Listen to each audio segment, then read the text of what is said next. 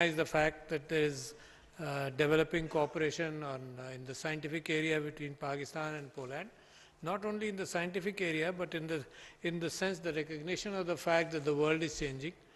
And as the world is changing, what can be the role of countries like Poland and Pakistan and possible cooperation between our two countries?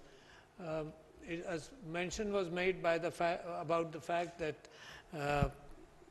a bunch of outstanding Polish Air Force pilots joined Pakistan Air Force in the 50s. They became our heroes. They were responsible for setting up the Pakistan Air Force. And one of them, Air Commodore Turovitz, became the head of Suparco also. And if you go to some places in Pakistan, there are streets named after them, and probably, I believe very strongly, some of them married in Pakistan also. Some of the Polish pilots married in Pakistan also. And I suggested to the Polish ambassador that some work has to be done to trace those families as well, because that's a golden part of our Polish and Pakistan cooperation. It should not be forgotten. Personally, I had no idea about it until in the recent years I was exposed to that outstanding cooperation between Polish officers and the Pakistan Air Force. So thank you, Poland, for all that happened during that era. The topic of the conference, of course, is Pakistan-Poland relations and opportunities and challenges in the changing world.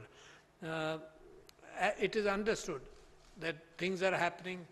It's a kaleidoscope of change which is happening throughout the world, reshifting of alliances. We have always seen that. We have seen the reshifting of alliances in the last 300-400 years, 500 years. There was an effort made in Europe for peace, very significant effort made in Europe, and after the 30 Years' War and the 100 Years' War, an effort was made with the two treaties of Westphalia, where it was decided that the nation state is the future and that the power of the gun would rest with the nation state and the borders of nation states would be recognized. That concept has stood the test of time for the last 300-400 years, 500 years, but today we are being exposed to another challenge where borders are becoming irrelevant in a number of situations. Borders are becoming irrelevant, and the force of the gun is also becoming irrelevant. There are there are a number of situations which I can point out. I believe that the institutions formed in consequence for what was the warring countries of Europe, which brought about peace, including an effort by the League of Nations and then an effort by the United Nations. These institutions are fossilized in some way, in the sense that they have not been able to recognize or accommodate the changing realities of the world. One of the biggest examples is environment. It's cross-border. It has nothing to do with a little to do with the nation states, but it is cross-border. And imagine the fact that Pakistan recently has been affected by floods, to which Pakistan is making a statement that we are not even responsible for 1% of global warming, while we are suffering a consequence of the global warming which has happened in the developed countries. Now, the fact that this should be recognized, the fact that challenges are going to be cross-national. So the approaches have to become cross-national. So only don't limit yourself to global warming. The impact of environmental changes on animal life, for example, on the species, for example, on the insect species, for example. People have been talking about that 40% of insect species have been decimated with chemicals. The fishing industry, the fishes, there are huge changes.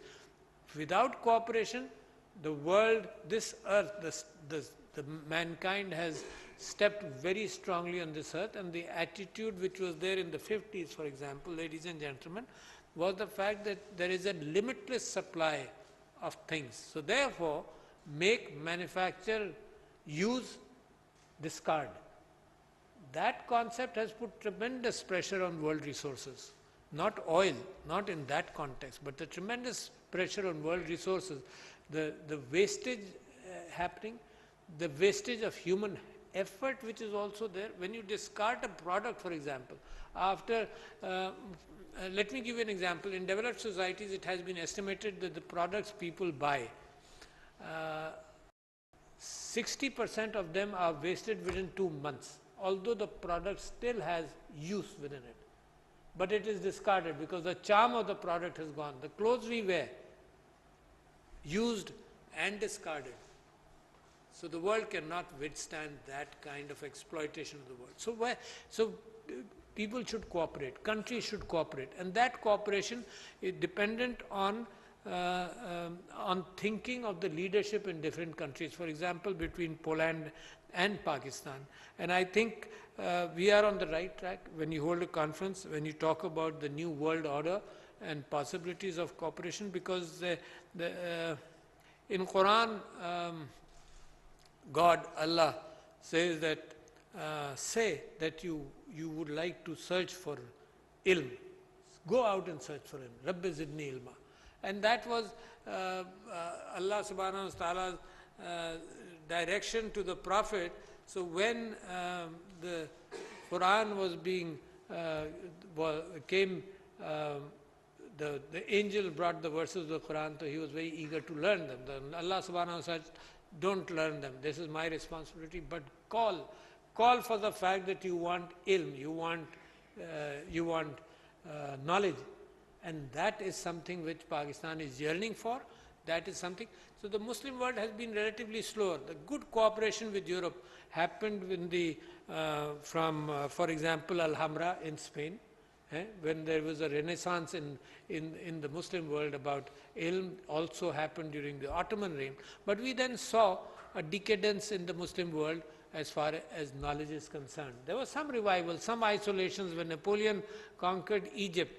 For example, he brought, I think, 155 scientists with him to Egypt and started showing the European culture and European knowledge to Egypt. When the Meiji Revolution happened in Japan and Admiral Perry parked his ships in Tokyo for the second year, the Meiji Revolution, they decided to go out to Europe. There were 4 delegations which went out.